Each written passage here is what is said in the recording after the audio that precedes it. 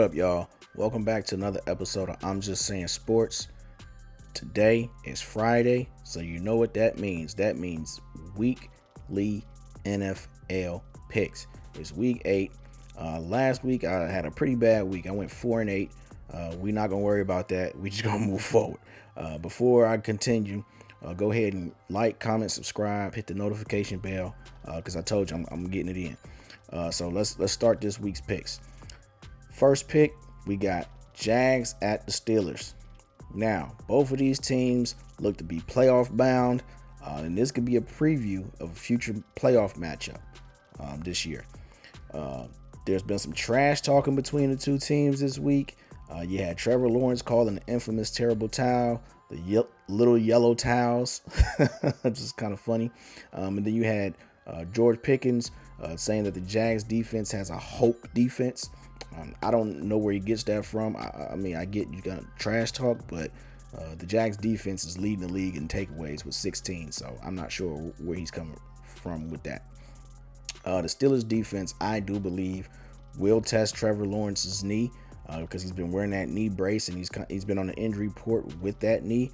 Even though he looked solid last game, playing with that knee brace, getting out of the pocket, making some plays with his legs, the Steelers they're gonna bring some pressure on him, and they're gonna test that knee, and they're gonna knock him down and see how he reacts to it. Both teams are bad at converting third down, so don't expect anything major there. I'll give the slight edge to the Jaguars just because their offense just looks more in sync, even though Calvin Ridley has to get it going. He has to do something. He hasn't done nothing since he got there, but he has to do something. I'll give a slight edge to the Jaguars offense because the Steelers offense is just ass. And they've been asking and calling for Matt Canada's job all season. Give me the Jags in this one. The next game is the Texans at the Panthers. Now, this game was a candidate for the Hell No game of the week. However, I want to see these two quarterbacks play. It's the battle of the rookie quarterbacks, the top two picks, and I'm intrigued by that. That's the only reason I wanted to watch this game. Bryce Young, unfortunately, has looked like a rookie with 6 touchdowns, 4 picks, and he's thrown for less than 160 yards his past 2 games, which is no fucking good at all. While on the other hand, CJ Stroud has looked like he should have been the number 1 pick. He's thrown 9 touchdowns, only 1 interception, and has a QBR of 96.4, playing pretty fucking solid. I don't really care about this game. Like I said, I'm really just interested in the quarterback play. But if I have to give you a pick, give me the Texans, just because the Panthers just don't know how to win a football game. The next game we have the Rams versus the Cowboys. Doing some research and listening to different information, Dak seems to struggle big time against zone defenses, and the Rams actually run zone defenses pretty often, so that's going to be an interesting thing to see. We know Dak is probably going to give the ball up at least once. Hopefully it's just not in critical time if you're a Cowboys fan. The Cowboys defense is still an elite defense, one of the tops in the NFL. They allow less than 17 points a game, and they have 12 takeaways on the season. The Rams don't particularly do anything great. So that's why it's so hard to pick them or pick against them and kind of identify who they are. They don't really have a real identity, even though the receiver core is pretty solid. They just don't do anything great, and they are the definition of a mid-pack ass team. So I don't know what the Rams are going to do moving forward, but I don't think this is a game for them. I expect the Cowboys to come in extra motivated and get the believers back on their side and have this be one of the games that make people fall in love with the Cowboys again. Give me the Cowboys in this one. The next game, we got the Vikings at the Packers. We all know divisional games are tough, but if you are not familiar with this rivalry, it's a pretty legitimate rivalry. Neither one of these teams like each other. Neither one of these fan bases like each other. It's a pretty legitimate rivalry. Both teams are going in opposite directions. The Vikings had that big win against the 49ers last week, keeping their playoff hopes alive because the Lions kind of came back down to earth after getting blown out, by the Ravens. They're looking a little mortal again, so the Vikings are still in play. If they can continue this win streak, they're still in play for that NFC North division title. On the other hand, the Packers are going down. I mean, they started off okay, but they just don't look like they have it. It looks like it was a mistake letting Aaron Rodgers leave. It was a mistake letting some of the receivers leave. And Bakhtiari, he just needs to go ahead and hang it up. They're just moving in the wrong direction right now, and it looks like they may have to blow it up here soon. For the Vikings, Jordan Addison stepped up big time last week in the place of Justin Jefferson. We'll see if he can continue that against Jaire Alexander, but we don't even know if Jaire Alexander is going to play because he's on the injury report.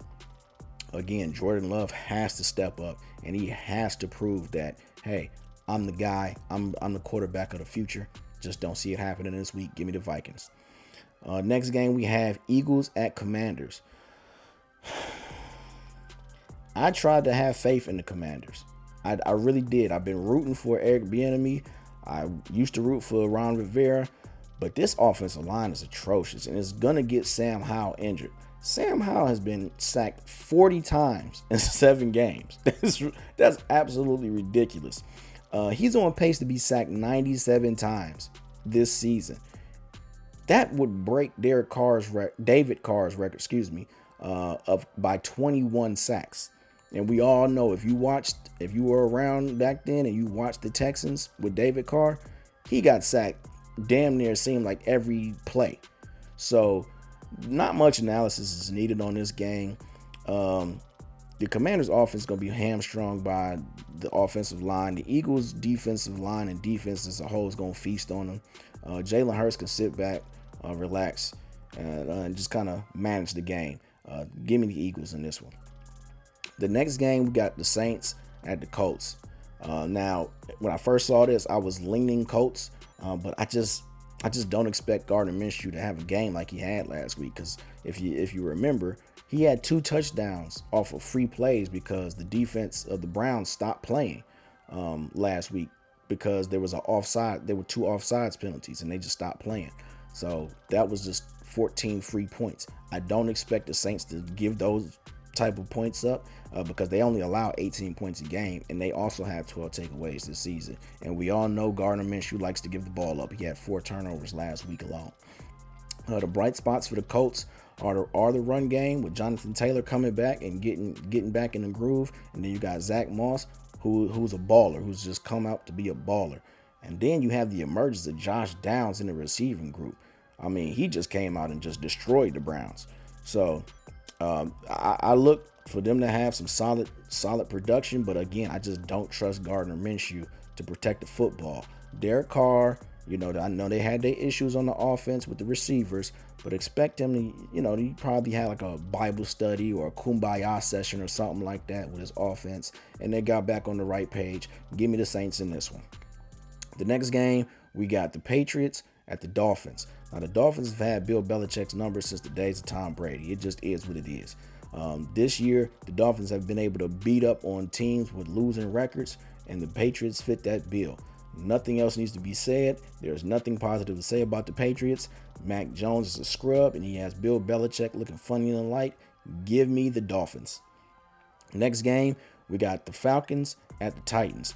Now, this was another close contender for the Hell No game of the week, but this has playoff implications because the Falcons are the number 1 seed in their division, the NFC South, which is a terrible division, but they're number 1. They're looking to run away with that division like Kanye West if they can win this football game. The Titans have no quarterback, and it sounds like Will fucking Levis is gonna be the starter if Ryan Tannehill can't go. The Titans have already punted on the season by putting Derrick Henry on the trade block, and it's not a good look for the Titans right now. If Desmond Ridder can hold on to the ball and not fumble at the goal line, this could be a blowout like a Dominican hair salon. Give me the Falcons. The Jets at the Giants. This is the Hell No game of the week. Neither one of these teams are legitimate playoff contenders. The Jets are on the bubble because they're right there at 3-3, but I just don't have faith in Zach Wilson whatsoever long term. This game probably be a defensive struggle because the Jets like to take the ball away. But on the other side, Zach Wilson, he likes to give the ball away like an unwanted child. So I don't have faith in neither one of these teams. But if I have to pick, it's a toss-up, man. Fuck it. Give me the Jets. Next game, starting on the 4 o'clock slate, we got the Browns at the Seahawks. The Browns secondary may have been a little exposed last week against the Colts because the lack of focus. And they gave up big plays to the Colts and Gardner Minshew. Geno Smith, he's going to have to find a way to capitalize in the red zone because he's been terrible at it the past couple of weeks. He's turned the ball over. He just wasn't able to get the ball in the end zone when he had multiple chances against the Bengals. He has to find a way to get in the end zone down there. The only hope for the Browns in this game is for Myles Garrett to play out of his mind like he did last week and save the game because P.J. Walker again is starting. And we all know P.J. Walker is trash. I'm sorry. As a football player, he's trash. Respect to him as a human being. I don't know him, but he's not a good football player. Give me the Seahawks in this one. Next game we have, we got the Ravens at the Cardinals. Now, Kyler Murray has been revving up to get back on the field. We're still unsure if he's going to play or not, but I don't think it'll matter. The Cardinals start off the games looking solid in the first quarter, first half, and then after halftime, they come out and they look like they don't even know that they're supposed to be playing a football game. Lamar Jackson is coming off his best game of the season where he torched the Detroit Lions. They were up like 28-0 at a point. And I expect the same thing. I expect Lamar Jackson and his Raven offense to carve up this Arizona defense like a jack-o'-lantern because the Cardinals defense allows 26 points a game.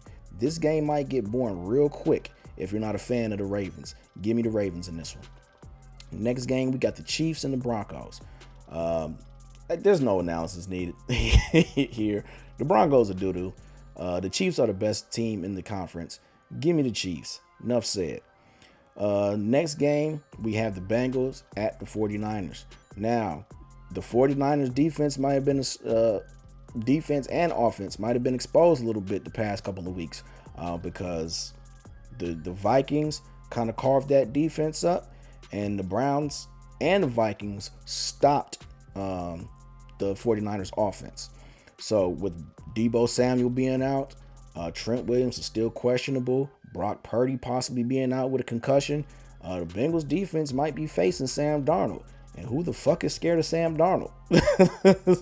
Bengals are coming off of a bye week, which allowed Joe Burrow to get some more rest on that calf, and hopefully he be as healthy as possible, and he can perform and execute the plays. As long as you remember, Jamar Chase is always open. Charvarius Ward's been getting cooked in that 49ers defense, and Nick Bosa has been fairly quiet this season.